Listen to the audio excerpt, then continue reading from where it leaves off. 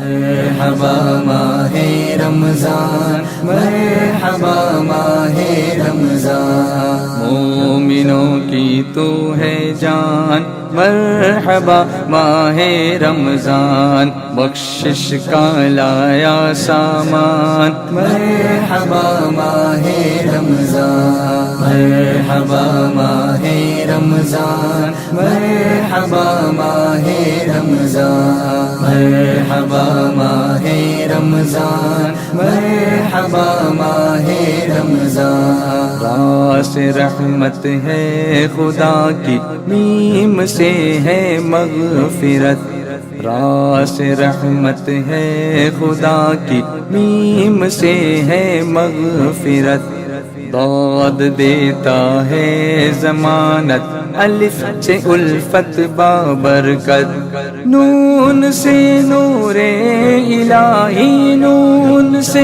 نور الہی، قلب کو روشن کرے، قید میں پہنچا شیطان، مرحبا ماہ رمضان۔ السلام علیکم ورحمۃ اللہ وبرکاتہ۔ الحمد للہ رب العالمین، والصلاة والسلام علی سیدنا و سید الانبیاء والمرسلین وعلی آلہ واصحابہ اجمعین، اما بعد، فاعوذ باللہ من الشیطان الرجیم، بسم اللہ الرحمن الرحیم، شہر رمضان الذی انزل فیہ القرآن ھدی للناس وبینات من الھدی والفرقان، صدق اللہ العظیم۔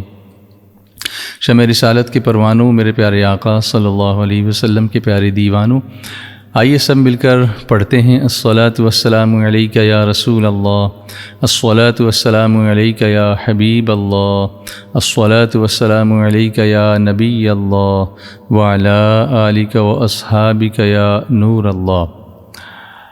اللہ کا شکر ہے کہ ماہ صیام کے ساتھ ہمارا یہ سفر مدینہ بہت ہی روحانی ماحول میں آگے بڑھ رہا ہے، اور آپ سب کا اس میں جو ساتھ ہمیں مل رہا ہے، اس کے لیے ہم آپ کے لیے دعا گو ہیں کہ اللہ تبارک و تعالی ہم سب کو جلدی مدینہ منورہ کی حاضری نصیب فرمائے۔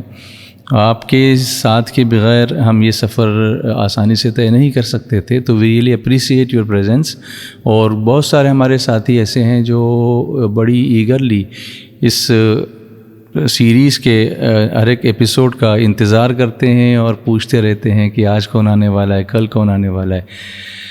تو ہم ایک بار آپ کی خدمت میں حاضر ہیں، اور امید کرتے ہیں کہ مغفرت والے اس عشرے میں آپ ایک تو وہ 4 دعاؤں والی دعا کثرت سے پڑھ رہے ہوں گے، لا الہ الا اللہ، استغفر اللہ، اسألک الجنہ واعوذ بک من النار، اور اسی کے ساتھ ساتھ چونکہ عشرِ مغفرت ہے تو ربنا اغفر لنا ذنوبنا یا رب العالمین، ریپیٹ کیجئے میرے ساتھ، ربنا اغفر لنا ذنوبنا یا رب العالمین۔ اس دعا کو آپ کثرت کے ساتھ اس عشرے میں پڑھتے رہیے، انشاءاللہ مغفرت کی نوید مسرت ملے گی، اللہ ہماری بخشش فرمائے گا۔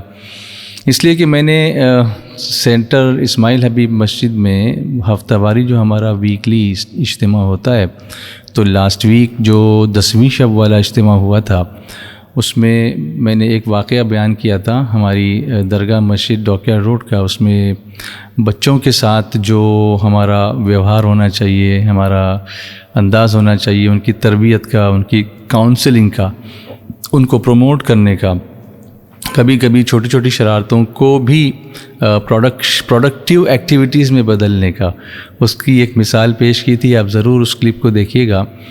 تو مجھے لگتا ہے کہ ہمیں یہ کوشش کرنی چاہیے کہ ہم قرآن پاک کی آیتوں پر دھیان دیں، جیسا کہ میں نے بتایا اس ویڈیو میں اور مرکز پر، کہ روزانہ تراویح میں ایک لفظ ڈیلی کہیں نہ کہیں آتا ہی ہے، کبھی 1 بار آئے گا، کبھی 5 بار آئے گا، کبھی 3 بار آئے گا، کبھی 2 بار آئے گا۔ وہ لفظ ہے غفور الرحیم، اللہ بخشنے والا مہربان ہے۔ تو اس کی رحمت تو پکار کے کہتی ہے، اور وہ مغفرت کی نوید مسرت دینے کے لیے ہمیں بلا کے نوازنا چاہتا ہے۔ تلاوت کرتے وقت بھی ہمیں اس لفظ پر خیال دینا چاہیے کہ یہ لفظ کہاں کہاں آیا اور اس کے کیا معنی آئے ہیں، کس کانٹیکس میں آیا ہے۔ اس سے ہماری تلاوت میں ایک نکھار پیدا ہوگا، ہمارا جو قلبی تعلق ہے قرآن پاک سے وہ مضبوط ہوگا۔ میری گزارش ہے آپ بھائیوں سے، بہنوں سے، ماؤں سے اور ہمارے ساتھیوں سے کہ تلاوت کے وقت اس کا لحاظ رکھیں۔ اسی طرح تراویح کے موقع پر بھی ہمارے بھائی اس کا لحاظ رکھیں کہ کہاں کون سی آیت میں، کون سی رکعت میں یہ آیت آتی ہے، یہ لفظ آتا ہے۔ اس سے ایک ہمارے اندر امپرومنٹ یہ آتا ہے کہ ہمارا دھیان تلاوت پر مرکوز رہتا ہے، کانسنٹریٹڈ رہتے ہیں، فوکس رہتے ہیں اور ہم تلاوت کے اندر گم ہو جاتے ہیں، اس کے جلووں میں گم ہو جاتے ہیں۔ اور پھر جب یہ لفظ آتا ہے تو ہمارا دل اللہ کی محبت سے اور لبریز ہو جاتا ہے کہ ہمارا مولا اتنا کریم ہے، اتنا مہربان ہے، اتنا بخشنے والا ہے اور ہم اتنے گناہ گار ہیں، ہمیں واپس پلٹنا چاہیے اس کی بارگاہ میں۔ اور یہ ساری چیزیں علم سے آتی ہیں۔ اور آج جس عظیم مبلغ کو میں آپ کے سامنے انٹروڈیوس کرنے والا ہوں، ان کو ابھی ان کا نام تو نہیں بتاتا، لیکن ان کا جو کام ہے اس کی مناسبت سے سورہ توبہ کی ایک آیت میں آپ کے سامنے پیش کرتا ہوں، آیت نمبر 122۔ اور اس کام میں ہم کس طرح سے معاون ہو سکتے ہیں، یعنی سپورٹ کر سکتے ہیں، ہم اپنا رول کیسے ادا کر سکتے ہیں، اس کو ہم اس تلاوت کو سننے کے بعد ڈسکس کریں گے۔ تو اگر آپ قرآن شریف لے کر بیٹھے ہیں تو 11واں پارہ نکالیے، سورہ توبہ کی آیت نمبر 122 کھولیے۔ یہ چیپٹر نمبر 9 ہے، یعنی سورت نمبر 9 ہے، آیت نمبر 122 ہے۔ دیکھیے، نظر رکھیے، دیکھنا بھی عبادت ہے، سننا بھی۔ اعوذ باللہ من الشیطان الرجیم، بسم اللہ الرحمن الرحیم۔ وما كان المؤمنون لينفروا كافة فلولا نفر من كل فرقة منهم طائفة ليتفقهوا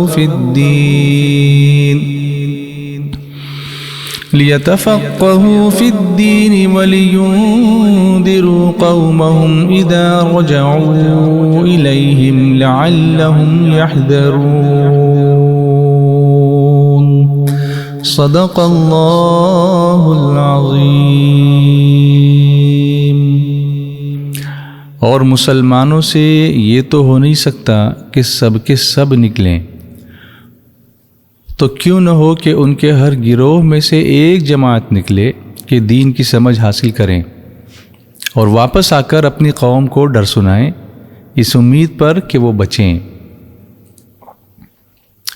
یعنی علم حاصل کرنے کے لیے سارے کے سارے مسلمان اپنے وطن سے تو سب گاؤں کام دھندا چھوڑ کے تو نہیں جا سکتے، اس طرح سے تو بہت حرج ہوگا لوگوں کو۔ تو ہر بڑی جماعت سے ایک چھوٹی جماعت جس کا نکلنا انہیں کافی ہو، وہ کیوں نہیں نکل جاتی؟ یہ کویشچن کیا جا رہا ہے اللہ کی طرف سے کہ ایسا کیوں نہیں کرتے تم کہ بہت ساری بستی میں سے کچھ لوگ ہی جو ہے اپنے آپ کو اس کے لیے وقف کریں، نکلیں اور پھر جا کر کے ایسی جگہ پر جائیں جہاں دین کی تعلیم ہوتی ہو، وہاں پر فقاہت حاصل کریں، یعنی دین کی سمجھ حاصل کریں، اس کی حاصل کرنے میں مشقتیں جھیلیں، اور اس سے مقصد ان کا یہ ہو کہ وہ واپس آئیں گے، اپنی قوم کو واعظ و نصیحت سنائیں گے تاکہ قوم کے لوگ اس چیز سے بچیں جس سے بچنا انہیں ضروری ہے۔ اچھا، اس میں ایک رول یہ بھی ہو سکتا ہے کہ جو لوگ سیکھنے کے لیے جا رہے ہیں ممکن ہے کہ وہ مالی طور پر اتنے اسٹرانگ نہ ہوں، ان کے پاس وہ ریسورسز نہ ہوں، وسائل نہ ہوں۔ ہم ان کے وسائل بن سکتے ہیں، ہم ان کا ریسورس بن سکتے ہیں، یعنی اس طریقے سے بھی آپ اس پروسیس میں شامل ہو سکتے ہیں اور ایکول ثواب کے حقدار ہو سکتے ہیں کہ وہ جا کے سیکھ رہے ہیں، آپ ان کو سپورٹ کر رہے ہیں، آپ ان کی کفالت کر رہے ہیں۔ کبھی گھر والے ان کے اگر اس طریقے کے فائنینشیل پوزیشن نہیں رکھتے ہیں تو آپ ان کا سپورٹ کر دیں تاکہ وہ سیکھیں اور سکھائیں۔ اب یہ آیت جو نازل ہوئی ہے اس کا ایک بیک گراؤنڈ آپ کے سامنے رکھتا ہوں۔ حضرت عبداللہ ابن عباس رضی اللہ تعالیٰ عنہما سے مروی ہے کہ عرب کے قبیلوں میں سے ہر قبیلے سے کچھ گروپ بنا کر کے لوگ حضور صلی اللہ علیہ وسلم کی خدمت میں حاضر ہوتے اور وہ حضور علیہ الصلاۃ والسلام سے دین کے مسائل سیکھتے، پھر وہ دین کی سمجھ حاصل کرتے اور اپنے لیے اور اپنی قوم کے لیے وہ احکام پوچھتے۔ ابھی یہ بھی ہو سکتا ہے کہ ہر علاقے کے کچھ مسائل ہوں، وہاں پر کچھ لوگوں کے اپنے اپنے پرابلمس ہوں۔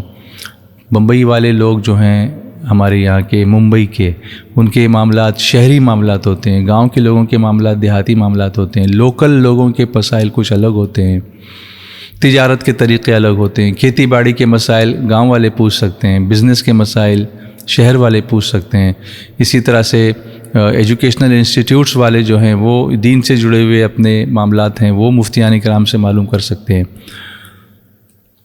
تو وہ سیکھتے، اور حضور علیہ الصلاۃ والسلام انہیں اللہ اس کے رسول کی فرما برداری کا حکم دیتے کہ آپ کوئی بھی کام کرو گے لیکن اطاعت اللہ اس کے رسول کی کرنی ہے۔ پھر ان کو نماز کی، زکوٰۃ وغیرہ کی تعلیم دیتے، مسائل بتاتے، اور پھر انہیں ان کی قوم پر حضور مامور فرماتے یعنی ایک طریقے کے اپائنٹمنٹ ان کو دیتے کہ آپ ہیں جو آپ کی قوم میں اس طریقے سے جا کر کے دین کے معاملات کو سکھائیں گے۔ پھر وہ لوگ اپنی قوم میں پہنچتے تو اعلان کر دیتے کہ جو اسلام لائے وہ ہم میں سے ہے، پھر وہ لوگوں کو اللہ کا خوف دلاتے اور دین کی مخالفت سے ڈراتے۔ یہ بھی رسول کریم صلی اللہ علیہ وسلم کا معجزہ ہے کہ بالکل بے پڑھے لوگوں کو بہت تھوڑے سے عرصے میں دین کے احکام کا عالم اور قوم کا ہادی بنا دیا۔ کسی شاعر نے لکھا ہے کہ کچھ نہ ہونے پر جو ان کے حاجب در ہو گئے، کچھ نہ ہونے پر جو ان کے حاجب در ہو گئے، وہ ابو بکر و عمر عثمان و حیدر ہو گئے۔ سبحان اللہ۔ تو هو الذی بعث فی الامیین رسولا منہم یتلو علیہم آیاتہ، یہ آیت بھی آپ سنتے ہیں قرآن پاک میں کہ وہی ہے جس نے بے پڑھے لکھوں میں، یعنی جن کو کوئی بھی علم نہیں تھا ایسے لوگوں میں، انہی میں سے ایک رسول بھیجا، تو وہ رسول دین کی سمجھ ہمیں عطا فرماتے ہیں۔ اس آیت سے کچھ چیزیں ہمیں معلوم ہوئی۔ نمبر 1، علم دین حاصل کرنا فرض ہے، جیسا کہ ایک حدیث پاک میں ہے کہ طلب العلم فریضۃ علی کل مسلم و مسلمہ۔ اس کی تفصیل یہ ہے کہ جو چیزیں بندے پر فرض ہیں یا واجب ہیں اور جو اس کے لیے منع ہیں، ممنوع ہیں اور حرام ہیں، اور اس کے سامنے وہ ساری چیزیں درپیش ہیں، تو ان کا سیکھنا فرض عین ہے، یعنی فرائض کا علم حاصل کرنا، واجبات کا علم حاصل کرنا، حرام کیا ہے وہ معلوم کرنا اور ممنوعات کیا ہیں وہ معلوم کرنا، یہ فرض عین ہے۔ اور اس سے زیادہ جو اگر علم ہوگا یہ فرض کفایہ ہے۔ فرض کفایہ کس کو کہتے ہیں؟ کہ اگر کسی ایک نے حاصل کر لیا تو باقی لوگوں کے ذمے سے اتر گیا۔ جیسے مثال کے طور پر نماز پنجگانہ جو ہے 5 وقت کی نماز فرض عین ہے، لیکن نماز جنازہ یہ فرض کفایہ ہے، یعنی نماز پنجگانہ سب کو پڑھنی ہے، ہر ایک کو پڑھنی ہے، لیکن جنازے کی نماز کسی ایک نے پڑھ لی تو سب کے ذمے سے اتر گئی، تو یہ کفایہ ہوتا ہے۔ تو جو فرائض کا علم ہے، واجبات کا علم ہے، حرام و حلال کا علم ہے، ممنوعات کا علم ہے، اتنا علم حاصل کرنا تو ہر مسلمان پر فرض ہے۔ اس سے زیادہ اب ہر کوئی مفتی نہیں بن سکتا، ہر کوئی عالم نہیں بن سکتا، تو یہ تو کفایہ ہوا۔ امام شافعی رحمۃ اللہ تعالی علیہ فرماتے ہیں کہ علم سیکھنا نفل نماز سے افضل ہے۔ آپ اس پر غور کریں اور میں بھی اس پر غور کروں کہ علم سیکھنا نفل نماز سے افضل ہے۔ اور طلب علم کے لیے، یعنی علم کو حاصل کرنے کے لیے سفر کرنے کا حکم حدیث شریف میں ہے۔ حضرت ابو ہریرہ رضی اللہ تعالیٰ عنہ سے روایت ہے کہ تاجدار مدینہ صلی اللہ علیہ وآلہ وسلم نے ارشاد فرمایا، جو شخص طلب علم کے لیے چلے، راستہ چلے، راہ چلے، اللہ اس کے لیے جنت کی راہ آسان کرتا ہے۔ ترمذی شریف میں یہ حدیث پاک موجود ہے۔ اور یہ بھی ہمیں معلوم ہوا کہ فقہ جو ہے، یہ فقہ اسلامی جس کو کہتے ہیں، یہ افضل ترین علوم میں سے ہے، اور اتنا افضل علم یہ ہے کہ رسول کریم صلی اللہ علیہ وسلم نے ارشاد فرمایا کہ اللہ تعالیٰ جس کے لیے بہتری چاہتا ہے اس کو دین میں فقیہ بناتا ہے۔ میں تقسیم کرنے والا ہوں اور اللہ تعالیٰ دینے والا ہے۔ بخاری شریف میں حدیث شریف موجود ہے۔ اسی طرح حضرت عبداللہ ابن عباس رضی اللہ تعالیٰ عنہما سے روایت، رسول اللہ صلی اللہ علیہ وسلم نے ارشاد فرمایا ایک فقیہ یعنی دین کی سمجھ رکھنے والا ایسا عالم وہ شیطان پر 1000 عابدوں سے زیادہ سخت ہے. عابد یعنی صرف عبادت کر رہا ہے. ایسا عبادت گزار جس کو علم نہیں ہے، ایسے عبادت گزار سے زیادہ شیطان پر جو بھاری پڑتا ہے ہزاروں عابدوں سے وہ ایک فقیہ پڑتا ہے، کیونکہ اس کے پاس علم ہے. اس کے تعلق سے بہت ساری باتیں ہم یہاں بیان کر سکتے ہیں، لیکن اب میں اس کی تفصیل میں نہیں جاتا. بس میں نے آپ کے سامنے علم دین حاصل کرنے کے لیے گھر سے نکلنے کی فضیلتیں آپ کے سامنے پیش کی. اس کا ایک طریقہ تو یہ ہے کہ ہم ہر ہفتے اپنے علاقے میں جہاں جہاں سنی دعوت اسلامی کے ہفتہ واری اجتماعات ہوتے ہیں ان کو اٹینڈ کریں. علماء کے درس ہوتے ہیں، قرآن پاک کی تفسیریں علماء کرتے ہیں، فقہی مسائل کا درس ہوتا ہے. ایسی جگہوں پر مفتیان کرام کی صحبت میں بیٹھیں. پھر اسماعیل حبیب مسجد محمد علی روڈ پر 126 کامبیکر اسٹریٹ مینارہ مسجد کے پیچھے جو ہمارا مرکز ہے یہاں پر سنی دعوت اسلامی کا، وہاں ہر ہفتے عشاء کی نماز کے بعد سے لے کے 12 بجے سے پہلے تک، یعنی عام دنوں میں پورے سال میں یہ اجتماع ہوتا ہے. اس میں بھی ایسی نشستیں ہوتی ہیں، تو اس میں آپ لوگ اپنے بال بچوں کو لے کر شریک ہوا کریں. اور رمضان شریف میں تو تراویح کی نماز کے بعد 11 بجے کے بعد سے سحری تک یہ اجتماع مسلسل چلتا ہے، جس میں یہ نشستیں ہوتی رہتی ہیں. مسائل سیکھنے کا بھی لاسٹ ویک بھی بہت اچھا سیشن ہمارے جناب خالد رضوی صاحب کے ساتھ ہوا تھا، تو آپ اپنے مسائل کو پوچھ سکتے ہیں. تو فقہ جو ہے یہ احکام دین کے علم کو کہتے ہیں. تو یہی ہم کو سیکھنے کی ضرورت ہے کہ کم سے کم فرض علوم جو ہیں ان کو ہم حاصل کریں. اور اس کا الحمدللہ ایک سینٹر بھیونڈی میں بھی سنی دعوت اسلامی کا صفہ روحانی سینٹر کے نام سے قائم ہے، جہاں پر یہ بھی سہولت ہے کہ اگر آپ کو 3 دن اپنے بچے کو بھیجنا ہے تو وہاں بھیجیں. وہ 3 دن رہے گا، پھر اس کے بعد وہاں سے اپنے اسکول آ جائے گا، اپنی پڑھائی کرے گا. پھر آئندہ 3 دن کا وقفہ اس کو ملے گا تو آگے جا کے پڑھے گا. 1 ہفتے کے لیے رکنا ہے تو وہاں پر 1 ہفتے کے لیے رکے گا. 1 مہینے کے لیے رکنا ہے تو 1 مہینے کے لیے اس کا بندوبست ہو جائے گا. 3 مہینے کے لیے رکنا ہے تو 3 مہینہ. 1 سال کے لیے اگر آپ وقف کر سکتے ہیں، 2 سال کے لیے وقف کر سکتے ہیں. آتے ہیں لوگ، سیکھتے ہیں، جاتے ہیں. پھر اپنے علاقے میں کبھی کہیں امامت کی جگہ ہوتی ہے تو اتنا علم ان کو آ جاتا ہے کہ وہ ایک مصلی پر کھڑے ہو کر تجوید کی رعایت کے ساتھ قرأت کر سکتے ہیں، امامت کر سکتے ہیں، لوگوں کو ضروری مسائل بتا سکتے ہیں، درس دے سکتے ہیں. اور ان تمام ایکٹیویٹیز میں ماشاءاللہ الحمدللہ رب العالمین جنہوں نے کلیدی رول ادا کیا ہے اور معلم المبلغین بن کر جنہوں نے ان مسائل کا، فقہی مسائل کا درس ہمارے ساتھیوں کو دیا، مبلغین کو دیا، اور جن کے بے شمار شاگرد جگہ جگہ پھیلے ہوئے ہیں اور علم دین پھیلانے کا کام کر رہے ہیں، وہ ہمارے بھیونڈی کے مائع ناز مبلغ معلم المبلغین جناب امتیاز رضا صاحب اب تشریف لاتے ہیں. اور اپنے ساتھ وہ ایک نعت خواں بھی لے کر کے آئے ہیں، جناب عبدالرحمن صاحب. وہ چیتا کیمپ سے آئے ہیں اور پہلے وہ نعت شریف پیش کریں گے اور اس کے بعد امتیاز رضا صاحب اپنا فقہی درس مسئلے مسائل کا آپ کے سامنے پیش کریں گے، اور پھر اس آخر میں وہ دعا پر اختتام کریں گے. تو میں گزارش کرتا ہوں کہ امتیاز رضا صاحب تشریف لائیں اور اپنے درس کا آغاز فرمائیں. صلی اللہ علیہ یا رسول اللہ وسلم علیک یا حبیب اللہ. پل سے اتارو راہ گزر کو خبر نہ ہو، پل سے اتارو راہ گزر کو خبر نہ ہو. جبریل پر بچھائے تو پر کو خبر نہ ہو. جبریل پر بچھائے تو پر کو خبر نہ ہو. کہ کانٹا میرے سے غم روزگار کا کانٹا میرے جگر سے غم روزگار کا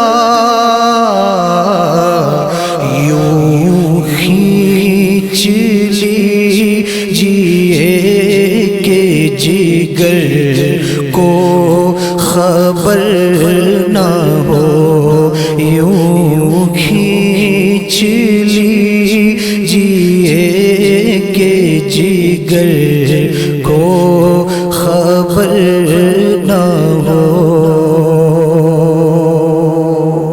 اور ایسا گھما دے ان کی ویلا میں خدا ہمیں،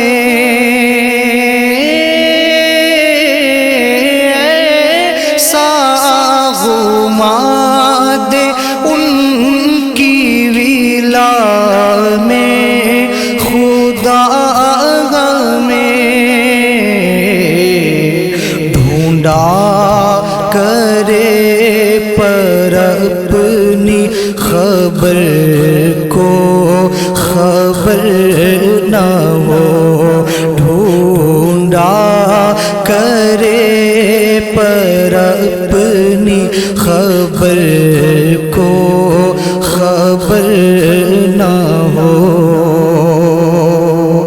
اور اے شوق دل یہ سجدہ گر ان کو روا نہیں، اے شوق دل یہ سجدہ گر ان کو روا نہیں، اچھا وہ سجدہ کیجے کہ سر کو خبر نہ ہو، اچھا وہ سجدہ کیجے کہ سر کو خبر نہ ہو،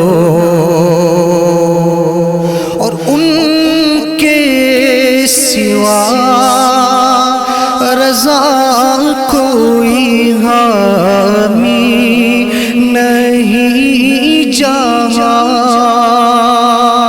ان کے سوا رضا کوئی حامی نہیں جہاں، گزرا کرے پسر پہ پدر کو خبر نہ ہو، گزرا کرے پسر پہ پدر کو خبر نہ ہو۔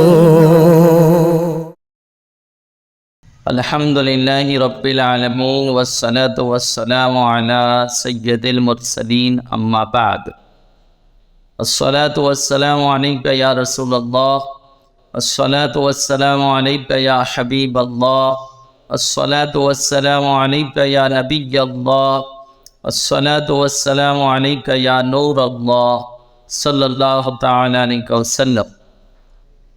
اللہ عز و جل شانہ نے ماہ رمضان کے روزے اہل ایمان پر فرض فرمائے، لہذا ماہ رمضان کی آمد کے موقع پر ہمارے گروپس میں بہت سے لوگوں کے سوالات آئے ہیں، لہذا انشاءاللہ ان سوالات کے جوابات کا سلسلہ شروع کیا جاتا ہے۔ امید ہے کہ اس سیشن سے آپ مستفیض ہوں گے، اپنے علم میں اضافہ کریں گے اور ان مسائل شرعیہ کو سیکھ کر اپنے روزے کی حفاظت کریں گے۔ ایک صاحب کا سوال ہے، کیا تھوک یا بلغم نگلنے سے روزہ ٹوٹ جاتا ہے۔ یاد رکھیں، تھوک یا بلغم نگلنے سے روزے پر کوئی اثر نہیں آتا، اس کا روزہ برقرار رہتا ہے، بلکہ صدر الشریعہ علیہ رحمہ نے بارِ شریعت میں فرمایا کہ کوئی اپنے منہ میں بہت زیادہ لعاب، تھوک، بلغم کچھ دیر تک جمع کرے حتیٰ کہ اس کا منہ بھر گیا اور پھر اسے اس نے نگل لیا، جب بھی روزہ نہیں ٹوٹے گا۔ یعنی اتنی زیادہ مقدار میں لعاب حلق کے نیچے اتارا پھر بھی روزہ نہ جائے گا۔ ہاں، یہ گری اور رذیل حرکت کرنے کی بنیاد پر اس کا روزہ مکروہ ضرور ہوگا۔ ایک صاحب کا دوسرا سوال ہے کہ دانت سے، منہ سے، مسوڑوں سے خون نکلا تو اس پر کیا حکم ہے؟ یاد رکھیں، بدن کے کسی بھی حصے سے خون نکلے روزے پر کوئی اثر نہیں آتا۔ عوام سمجھتی ہے کہ خون نکلنے سے روزہ ٹوٹ جاتا ہے، تو خون کہیں سے بھی نکلے روزہ نہیں جاتا۔ منہ سے بھی خون نکلا اور اس نے باہر اگل دیا، کلی وغیرہ کر کے نکال دیا، حلق کے نیچے خون نہیں اترا تو اس کا روزہ سلامت رہے گا۔ ہاں، اگر حلق کے نیچے خون اترا اور اس کا ٹیسٹ، خون کا مزہ حلق میں محسوس ہوا اور اس وقت اس کو روزہ دار ہونا یاد تھا تو اب روزہ ٹوٹ جائے گا اور اس پر قضا واجب ہوگی۔ ایک صاحب کا مزید سوال ہے، کیا روزے کی حالت میں ماں اپنے چھوٹے بچے کو کھانا وغیرہ، روٹی چبا کر کھلا سکتی ہے؟ یاد رکھیں، چبانے کے لیے عذر شرعی یہ ہے کہ کوئی وہاں نرم چیز نہ ہو، جیسے چاول ہے یا اور کوئی ایسی چیز جسے بچہ آسانی سے کھا سکے، یا ہے تو بچہ اس کو ایکسیپٹ نہیں کر رہا، کھانے کو تیار نہیں، اور روٹی وغیرہ ہے تو اسے چبانا پڑے گا، اسے نرم کرنا ہوگا۔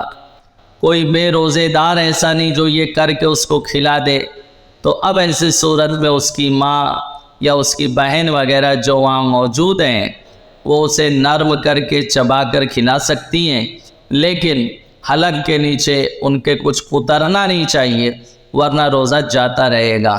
اسی طرح کوئی چیز چکھنے کا ہے، اگر یہ ہے کہ نہیں چکھیں گے تو نقصان ہوگا، یا کسی کا شوہر بد مزاج ہے، وہ ناراض ہو جائے گا، اس کی ناراضگی کا سبب بنے گا، تو اب ایسی صورت میں چکھنے کی اجازت ہوگی، لیکن چکھنے کے یہ معنی نہیں ہیں جو عوام میں پائے جاتے کہ ایک آدھ بوٹی حلق کے نیچے اتار لے۔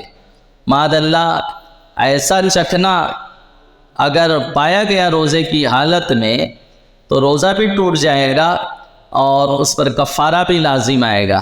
چکھنے کے معنی یہ ہیں کہ زبان پر وہ چیز رکھے، مزہ معلوم ہو گیا اور اسے باہر کر دے، نہ کہ حلق کے نیچے اتار لے۔ ایک صاحب کا مزید سوال ہے کہ روزے کی حالت میں ٹوتھ پیسٹ کرنے پر کیا حکم ہے؟ یاد رکھیں، حالت روزہ میں کسی طرح کا بھی ٹوتھ پیسٹ، چاہے کولگیٹ ہو، کلوز اپ ہو، مسواک ہو یا دوسری اس طرح کے جو کچھ بھی مارکیٹ میں موجود ہے، اس کو کرنے کی اجازت نہیں۔ وجہ یہ ہے کہ جو پیسٹ ہوتا ہے منجر میں کچھ ایسی چیز کی ملاوٹ رہتی ہے کہ جیسے ہی آپ اس کا استعمال شروع کرو فوراً وہ حلق میں پہنچتا ہے، اس کی ٹھنڈک پہنچتی ہے، اس کا مزہ پہنچتا ہے، تو روزہ دار ہونا یاد ہے تو روزہ ٹوٹ جائے گا اور اس پر قضا واجب ہوگی۔ رہا مسواک، تو مسواک جو پیلو کی مسواک آتی ہے، نیل کی آتی ہے، زیتون کی آتی ہے، اس کو بہرحال آپ استعمال کر سکتے ہیں، لیکن آج کل جو مسواک آتی ہے وہ اس میں کچھ جو پیلو کی پینٹ آتی ہے اس میں کچھ کیمیکل وغیرہ کی ملاوٹ ہوتی ہے، وہ اس کو بہت دن تک فریش رکھنے کے لیے اس میں کیمیکل کا استعمال ہوتا ہے، تو جب وہ یوز کرتے ہیں، اس کو دانت میں دباتے ہیں تو اس کی مٹھاس محسوس ہوتی ہے زبان پر۔ اب وہ لعاب اگر حلق کے نیچے اتر گیا تو ظاہر سی بات ہے روزے میں کراہت آئے گی۔ لہذا ایسی مسواک کچھ ایک آدھ دن دھوپ میں رکھ کے سکھا لیں تاکہ کیمیکل وغیرہ کا اثر چلا جائے اور اس کے بعد اس کو استعمال میں لائیں۔ ایک صاحب کا مزید سوال ہے، بلڈ ڈونیٹ کرنے یا خون کا عطیہ دینے یا خون لینے پر روزے پر کیا حکم ہے؟ تو یاد رکھیں، روزے کی حالت میں آپ خون ٹیسٹ کرا سکتے ہیں۔ خون رہا خون کا کسی کو ڈونیٹ کرنا تو اس کے لیے اگر عذر شرعی پایا جا رہا ہے کہ جیسے خون نہیں دیں گے تو سامنے والا مر جائے گا تو دے سکتے ہیں، یا وہ اس کا کوئی بدن کا حصہ، اس کے بدن کے کوئی اعضاء کام کرنا چھوڑ دیں گے، اپاہج ہو جائے گا، نابینا ہو جائے گا، بہرا ہو جائے گا تو خون ڈونیٹ کر سکتے ہیں۔ اس طرح سے کچھ اور بھی عذر ہیں، لیکن یہ یاد رکھیں کہ بعض مواقع پر ڈاکٹرز خون ایسے ہی نہیں لیتے۔ جو خون ڈونیٹ کر رہا ہے تو وہ اس کو پہلے کچھ کھلاتے ہیں، فروٹس کھلاتے ہیں، جوس پلاتے ہیں، اس کے بعد اس کا خون لیتے ہیں، ورنہ وہ کہتے ہیں تمہارے لیے پرابلم ہو جائے گا۔ تو اب ایسی صورت میں روزہ توڑ کر خون دینے کی اجازت نہیں ہے۔ روزہ توڑ کر دے گا تو ماد اللہ رب العالمین شرائط کفارہ اگر پائے گئے تو کفارے کی زد میں بھی آ سکتا ہے۔ اس لیے اور خون دینے کی اجازت اس وقت ہے کہ ایسا نہ ہو کہ خون دینے کی بنیاد پر ہمارے لیے روزہ پورا کرنا وہ ہمارے لیے دشواری کا سبب بن جائے، جیسے ہمیں کمزوری آ جائے گی تو ہمارے لیے روزہ وہ دشواری کا سبب بن جائے گا، تو اب ایسی صورت میں خون دینا بہرحال منع ہوگا، اور اگر ایسا نہیں ہے تو بہرحال اس کی اجازت ہے۔ ایک صاحب کا مزید سوال ہے کہ روزے کی حالت میں انجیکشن لینے پر کیا حکم ہے؟ تو روزے کی حالت میں انجیکشن لینے میں کوئی قباحت نہیں۔ روزے کی حالت میں آپ انجیکشن لے سکتے ہیں، کیونکہ انجیکشن وہ نسوں میں لگتا ہے۔ روزہ ٹوٹنے کے لیے شرط ہے کہ جو چیز اندر پہنچائی گئی ہے، باہر سے جو چیز جسم کے اندر داخل کی گئی ہے وہ بدن کے کسی سوراخ کے ذریعے پہنچی ہو، جیسے حلق ہے، ناک کے نتنے ہیں، کان ہے، پاخانے کا مقام ہے، عورت کے لیے پیشاب کا مقام ہے، یہاں سے کوئی چیز پہنچے گی تو روزہ ٹوٹے گا۔ اور انجیکشن وہ نس میں لگتا ہے اور وہ کسی سوراخ کے ذریعے نہیں پہنچایا جاتا، تو بہرحال اس سے روزے میں کوئی قباحت نہیں آئے گی۔ ہاں، وہ انجیکشن جو ڈائریکٹ معدے میں لگائے جاتے ہیں بعض مخصوص مواقع پر، تو جو انجیکشن ڈائریکٹ معدے میں لگے گا اس سے روزہ ٹوٹ جائے۔ ایک صاحب کا سوال ہے کہ کسی نے روزے کی حالت میں بام لگایا سر میں یا ناک کے اوپری حصے پر، تو روزے پر کیا حکم ہوگا؟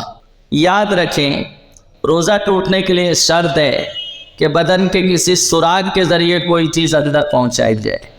بام جو ہے وہ ناک کے نتنے میں نہ لگائیں، ناک کے اوپری حصے پر، پیشانی پر، سر پر، یا گلے میں خراش وغیرہ محسوس ہو رہی ہے، کف محسوس ہو رہا ہے تو گلے پر، سینے پر لگانے میں کوئی حرج نہیں ہے، اس سے روزے میں کوئی کراہت نہیں آئے گی، کوئی قباحت نہیں ہوگی۔ ایک صاحب نے بہت اچھا سوال کیا ہے کہ قے ہونے سے، روزے کی حالت میں قے ہو گئی تو روزے پر کیا حکم ہے؟ تو یاد رکھیں، حدیث پاک ہے، آقا علیہ السلام نے ارشاد فرمایا قے اور اعدلاء روزہ نہیں توڑتے۔ کسی کو قے ہو گئی تو بہرحال اس کا روزہ سلامت رہے گا، اس کا روزہ محفوظ رہے گا۔ قے سے روزہ ہرگز نہیں ٹوٹتا ہے۔ بعض لوگ اس کے اتنے پابند ہیں کہ قے ہوئی تو وہ روزہ ہی توڑ دیتے، بعض گھر کے بڑی بوڑھی عورتیں توڑوا دیتی، ہرگز نہیں، اس کا روزہ سلامت ہے۔ قے تھوڑی ہو یا زیادہ ہو، زیادہ سے مراد منہ بھر ہو جو روکنے سے آسانی سے روکی نہ جا سکے، ایسی قے سے بھی روزہ نہیں ٹوٹے گا۔ کبھی ایسا ہوتا ہے کہ ہمیں لگا قے ہو رہی ہے، سینے تک آئی لوٹ گئی، حلق تک آئی لوٹ گئی، اگرچہ حلق اس کا کھٹا پن پانی کا کھٹاس محسوس ہوا پھر بھی روزے پر کوئی اثر نہیں ہوگا، اس کا روزہ محفوظ رہے گا، سلامت رہے گا۔ کہیں سے جو روزہ ٹوٹنے کی کنڈیشن ہے وہ قریب ناممکنات میں سے ہے کہ کوئی روزے دار ایسی حرکت کرے، وہ یہ ہے کہ کسی نے جان بوجھ کر کہے کہ روزہ دار ہونا یاد ہے اور منہ بھر کہے کہ تو روزہ ٹوٹے گا، ورنہ خلاصہ یہی ہے کہ کہے سے روزہ نہیں ٹوٹتا۔ ایک صاحب نے سوال کیا ہے کہ روزے کی حالت میں احتلام ہوا، نائٹ فال ہوا تو کیا حکم ہے؟ تو یاد رکھیں، نائٹ فال ہونے سے چاہے فجر سے پہلے ہوا ہو یا بعد میں ہوا ہو یا ظہر بعد ہوا ہو، روزے پر کوئی اثر نہیں ہوتا۔ روزے کے لیے طہارت شرط نہیں، طہارت نماز کے لیے شرط ہے، بلکہ فرمایا اگر کوئی پورا دن بھی ناپاک رہا جب بھی روزے کا فرض ادا ہو جائے گا، لیکن غسل میں اتنی تاخیر کرنا، اتنی دیر کرنا کہ ایک فرض نماز کا وقت گزر جائے، یہ ناجائز و حرام ہے۔ تو گنہگار تو ہوگا لیکن بہرحال روزے کا فرض ادا ہو جائے گا۔ تو خلاصہ یہ ہے کہ احتلام ہونے سے روزے پر کوئی اثر نہیں ہوگا۔ ایک صاحب نے سوال کیا ہے کہ روزے کی حالت میں ناخن کاٹنا یا سر کے بال وغیرہ تراشنا، اس پر کیا حکم ہے؟ تو روزے سے ان معمولات کے کرنے سے، ان کے پائے جانے سے روزے پر کوئی اثر نہیں ہوگا، اس کا روزہ صحیح ہوگا، درست ہوگا، اس میں کوئی کراہت بھی نہیں ہوگی۔ رہا داڑھی منڈانا، تو داڑھی منڈانا معاذ اللہ نمائے رمضان سے پہلے جائز ہے، حرام ہے، اور روزے کی حالت پہ بدرجہ عدم حرام ہے۔ کوئی روزہ رکھ کر داڑھی منڈائے گا تو ایک حرام کام کیا ہے اس نے، اس لیے بہرحال روزہ مکروہ ضرور ہوگا لیکن روزہ پھر بھی ہو جائے گا۔ ایک صاحب نے سوال کیا ہے کہ مات اللہ رب العالمین کسی نے روزے کی حالت مشت زنی کی، ہینڈ ہیبٹ کی، تو اس کے روزے پر کیا حکم ہوگا؟ آقا علیہ السلام نے ان مردوں پہ لعنت فرمائی جو مات اللہ رب العالمین مشت زنی کرے، اپنے ہاتھ سے اپنی خواہش کی تکمیل کریں، پورا کریں۔ تو آقا علیہ الصلوۃ والتسلیم نے ان لوگوں پہ لعنت فرمائی۔ روزے کی حالت میں کسی نے ایسا کیا تو ایک حرام کام کیا، سخت حرام ہے، اس سے روزے میں خرابی پیدا ہوگی، روزہ مکروہ ہوگا، توبہ واجب ہوگی، اور اس کے روزے کے حوالے سے حکم یہ ہے کہ اگر منی کا نکلنا پایا گیا تو روزہ ٹوٹ جائے گا، اور وہ اس دن کی قضا، عید کا دن گزار دینے کے بعد اس کی قضا بھی اس کے ذمہ واجب ہوگی۔ ایک بہت اہم سوال کیا گیا ہے کہ اگر ماہ رمضان میں کسی کا روزہ ٹوٹ جائے تو اس دن کے روزے کے حوالے سے کیا حکم ہے؟ مثلا فجر کی جماعت کھڑی ہے، ایک روزے دار وضو کر رہا ہے، اس نے ناک میں پانی چڑھایا، تیز کھینچ لیا، پانی دماغ میں پہنچ گیا، تو اس کا روزہ فجر کے وضو میں ٹوٹ گیا، اس کا روزہ فجر کے وضو میں ہی ٹوٹ گیا ہے، لیکن پورا دن روزے دار کی طرح رہنا واجب ہے۔ یہ کوئی مستحب اور افضل نہیں ہے، بلکہ تنہائی میں بھی نہیں کھا پی سکتا، ہو روزے کے مقصد کو پورا کرے گا، اور صبح صادق سے غروب آفتاب تک روزے دار کی طرح رہنا اس پر واجب ہوگا، اور عید کا دن گزار دینے کے بعد اس کے ذمہ اس کی قضا بھی واجب۔ ایک سوال اور پیش خدمت ہے، سگریٹ یا بیڑی پینے سے روزے پر کیا حکم ہوگا؟ کسی نے سگریٹ نوشی کی، حقہ پیا، آج اس کا جوانوں میں بہت چلن پایا جاتا ہے، گھنٹوں لوگ اپنا وقت ضائع کرتے ہیں، بہرحال اللہ ہدایت دے۔ روزے پر کیا حکم ہوگا؟ تو اگر کسی نے روزے کی حالت میں حقہ پیا، سگریٹ پیا، بیڑی پیا، اگرچہ اس کا دھواں وہ سارا کا سارا باہر کر دیا ہے، حلق کے نیچے کچھ نہیں اترنے پایا ہے، لیکن حکم یہ ہے کہ اس کا روزہ ٹوٹ جائے گا۔ ایک سوال کیا گیا ہے کہ روزے کی حالت میں سر پر گیلا کپڑا رکھنا یا بدن پر گیلا کپڑا لپیٹنا یہ کیسا ہے؟ تو یاد رکھیں جیسے ماہ رمضان گرمی میں، تو اگر گرمی سے بچنے کے لیے، ٹھنڈک حاصل کرنے کے لیے کوئی گیلا کپڑا پورے بدن میں لپیٹ کے بیٹھتا ہے یا سر پر گیلا کپڑا رکھتا ہے تو اس میں کوئی حرج نہیں ہے، بلکہ مصطفیٰ جان رحمت صلی اللہ تعالیٰ علیہ وسلم سے بھی یہ ثابت ہے۔ آقا علیہ السلام نے بھی گرمی کے ماحول میں ماہ رمضان میں گیلا کپڑا لپیٹ کر آپ نے ٹھنڈک حاصل کی ہے۔ تو سنت کی نیت ہے، ٹھنڈک حاصل کرنے کی نیت ہے تو بالکل کر سکتا ہے، اس میں کوئی قباحت نہیں۔ ہاں، یہ ظاہر کرنا مقصد نہ ہو معاذ اللہ، نہ اس کا دل میں کچھ اس کا خیال ہو کہ دیکھو اتنی گرمی ہے، میں اتنا پریشان ہوں، پھر بھی جو ہے میں نے روزہ رکھا ہوا ہے، تو یہ ساری نیت پائی جائے گی تو بہرحال نیت کے اس فطور کی بنیاد پر روزہ مکروہ ہوگا۔ حالت روزہ میں کسی خاتون کو MC جاری ہو گئی تو اس کے روزے پر کیا حکم ہوگا؟ یاد رکھیں، روزے کے لیے عورت کا حیض و نفاس سے خالی ہونا یہ شرط ہے۔ اگر کوئی خاتون روزے سے تھی اور سورج ڈوبنے سے پہلے میں اس کا حیض جاری ہو گیا، MC جاری ہو گئی، تو اسی وقت اس کا روزہ ٹوٹ جائے گا۔ پیریڈ میں جتنے روزے جائیں گے پاک ہونے کے بعد، نمازوں کی قضا تو معاف ہوگی، لیکن ماہ رمضان کے روزوں کی قضا رکھنا اس پر فرض ہوگا۔ اور اگر وہ پیریڈ سے فارغ ہوئی، مثلا 6 رمضان المبارک کو صبح میں 7 بجے اس کا پیریڈ پورا ہوا، تو اب روزہ تو صبح صادق سے شروع ہے، اس کا وہ روزہ تو نہیں ہوگا، لیکن چونکہ وہ پاک ہو چکی ہے تو سورج ڈوبنے تک روزے دار کی طرح رہنا اس پر بھی واجب ہوگا، اور عید کا دن گزار دینے کے بعد اس کی قضا بھی اس کے ذمہ واجب ہو۔ ایک صاحب نے بہت اچھا کوشچن کیا ہے کہ روزے کی حالت میں اسٹیم لینے، بھاپ لینے پر کیا حکم ہے؟ روزے کی حالت میں اسٹیم وغیرہ لینے کی اجازت نہیں، کیونکہ اسٹیم میں یا کوئی انہیلر کا استعمال کرتا ہے تو اس میں تیز سانس کھینچنا ہوتا ہے، اس کی گرمی کو اندر پہنچانا ہوتا ہے، تو تیز سانس کھینچ کر اس کی گرمی اندر پہنچائے گا تو تیز سانس کھینچنے کی بنیاد پر اس کا روزہ ٹوٹ جائے گا، روزہ جاتا رہے گا۔ جیسے مسئلہ ہے کہ بار شریعت کہ کہیں لوبان سلگ رہا ہے اور وہ قریب جا کر تیز سانس کھینچتا ہے تاکہ وہ اندر پہنچے، تو اب اس کا روزہ ٹوٹ جائے گا۔ وہی حکم یہاں بھی ہوگا۔ لہٰذا اگر اس کی حاجت ہے، ضرورت ہے، تو غروب آفتاب کے بعد، سورج ڈوبنے کے بعد سے لے کر صبح صادق کے درمیان اس کا استعمال کیا جا سکتا ہے، روزے کی حالت میں نہیں ہوگا، روزہ جاتا رہے گا۔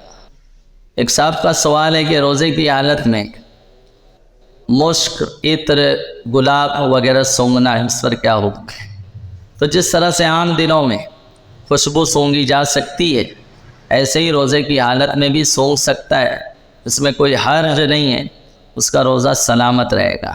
ہاں، لوبان اگر بھی بتی وغیرہ کہیں سلگ رہی ہے، جیسے کسی مزار اولیاء اللہ کے آستانے پر جمعہ کے دن حاضری دی، وہاں لوبان سلگ رہا ہے تو لوگ قریب جا کر وہاں دھواں دیتے ہیں اور تیز سانس کھینچتے، تو ان کا مقصد ہی دھواں اندر پہنچانا ہوتا ہے، تو اب روزہ ٹوٹ جائے گا، قضا واجب۔ ایک صاحب کا بہت اچھا سوال ہے کہ سحری کھانے کے بعد اس کی مٹھاس حلق میں تھی اور صبح صادق ہو گئی، تو اب وہ مٹھاس حلق میں پائی جا رہی ہے، اس پر کیا حکم ہوگا؟ تو یاد رکھیں، ایسی کوئی چیز استعمال کیا ہے، میٹھی چیز، نمکین، تیکھی، کہ اس کا مزہ حلق میں دیر تک رہتا ہے، تو اسے پانی وغیرہ پی کر ختم کر دینا چاہیے، کلی وغیرہ اچھے سے کر لینا تھا، لیکن بہرحال وہ بھول گیا یا تھکا تھا، بیٹھے بیٹھے سو گیا اور اب بیدار ہوا، یاد آیا تو صبح صادق ہو چکی ہے، تو خلاصہ یہ ہے کہ اس مٹھاس کی بنیاد اس کے روزے پر کوئی قباحت نہیں ہوگی۔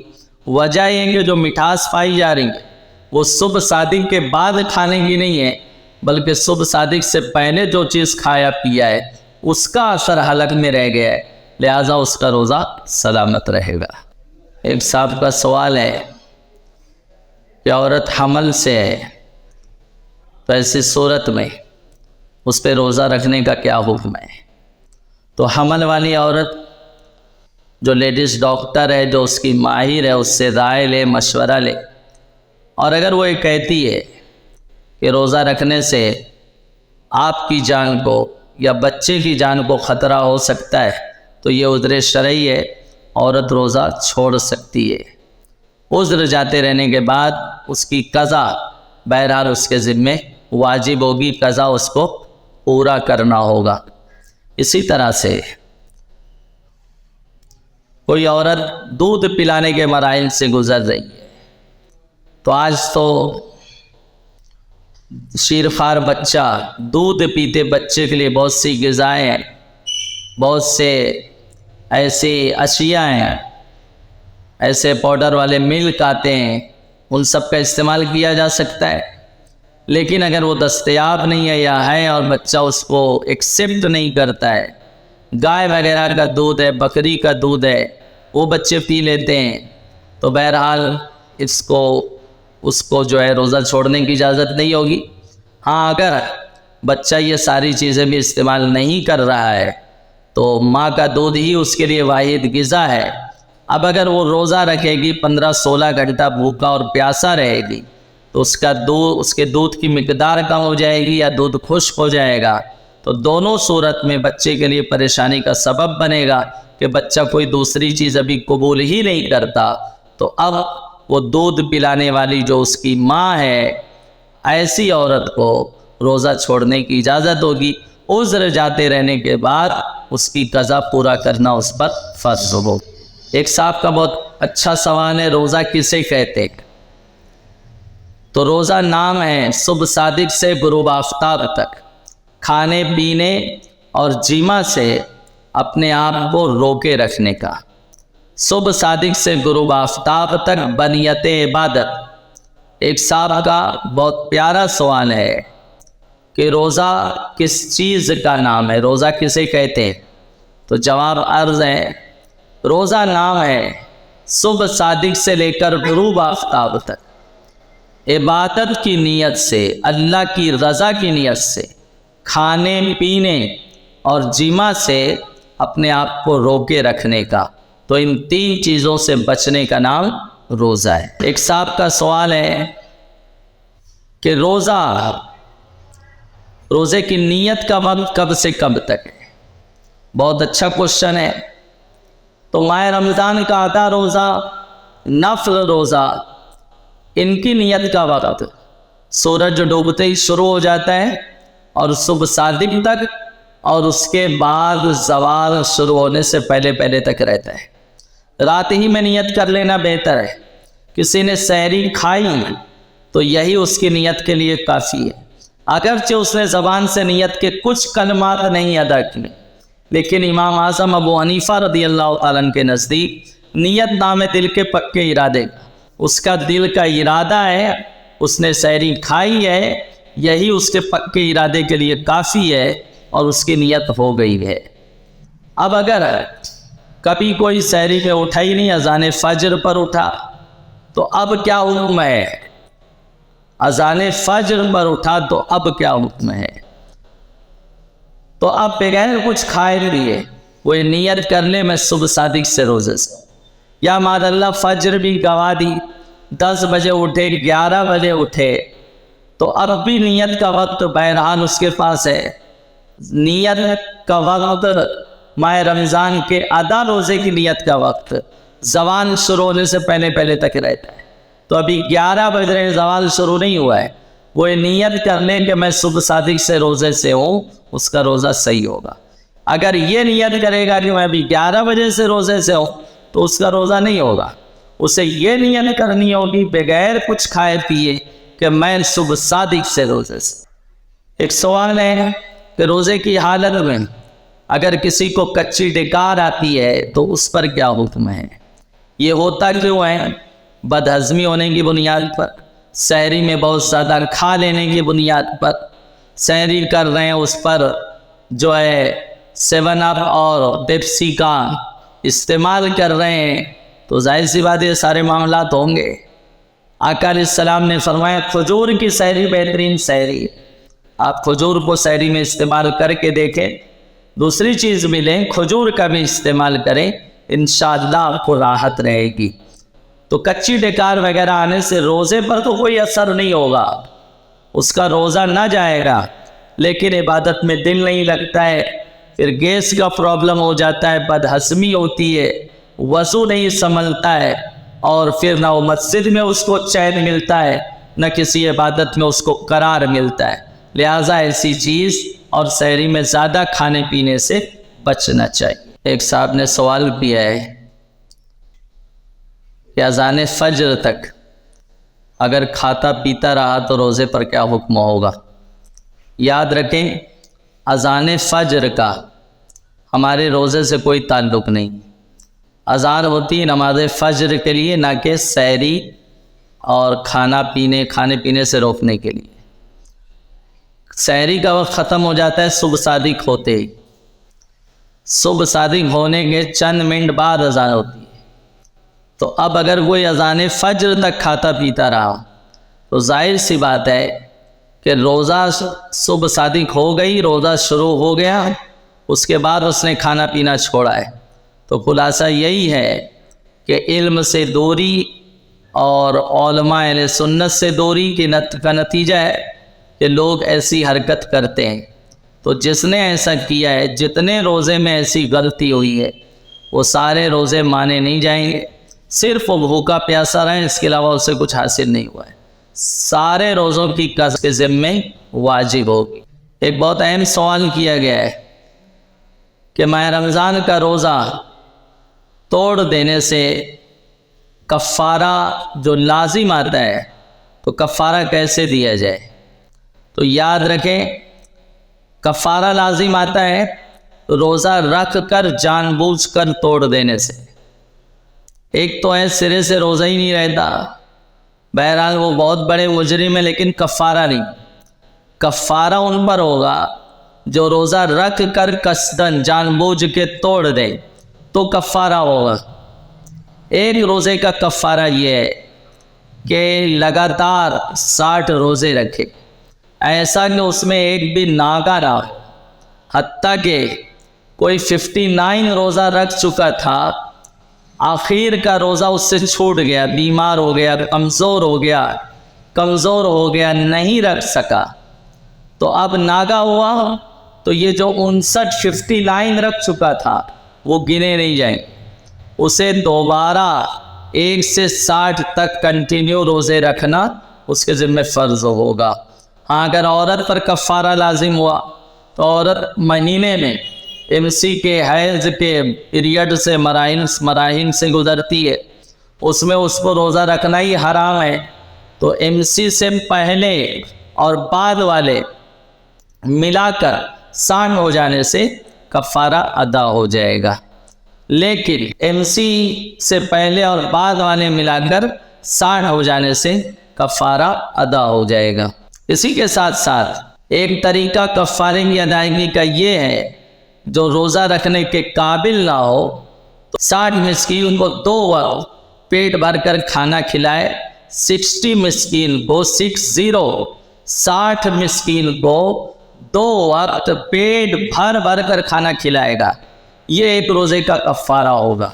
لیکن جو روزہ رکھ کر کفارہ دے سکتا ہے اس پر فرض ہے کہ روزہ رکھ کر کفارہ دے گا۔ روزہ رکھنے کی طاقت تھی اور اس نے 60 کیا، سرکار مفتی اعظم ہند رضی اللہ تعالیٰ نے اپنے فتاوے میں فرمایا 60,000 کو بھی کھلائے گا تو کفارہ اس کے ذمے باقی رہے گا۔ اسی طرح سے ایک صاحب نے سوال کیا ہے وہ کون سی صورتیں اور کون سی غلطیاں ہیں جن کے پائے جانے سے روزہ توڑ دینے کی بنیاد پر کفارہ واجب ہو جاتا ہے۔ مثلا کسی نے سر میں تیل لگایا، اگرچہ تیل اتنا ٹھنڈا تھا کہ اس کی ٹھنڈک حلق میں محسوس ہوئی، جبکہ اس کے روزے پر کوئی اثر نہیں ہوگا، لیکن اس نے سمجھا میرا روزہ ٹوٹ گیا، اب کھا پی کر روزہ توڑ دیا، تو چونکہ یہاں قصدن جان بوجھ کر روزہ توڑنا پایا گیا ہے تو پہلے نہیں ٹوٹا تھا اب ٹوٹا، اور اس پر قضا کفارہ دونوں واجب ہوگا۔ یعنی 61 روزے رکھنے پڑیں گے، 61 60 کفارے کے، اور 1 روزہ بنیت قضا اسے رکھنا ہوگا۔ اسی طرح سے ایک صورت اور سماعت کر لیں کہ جس پر کفارہ لازم آ جاتا ہے۔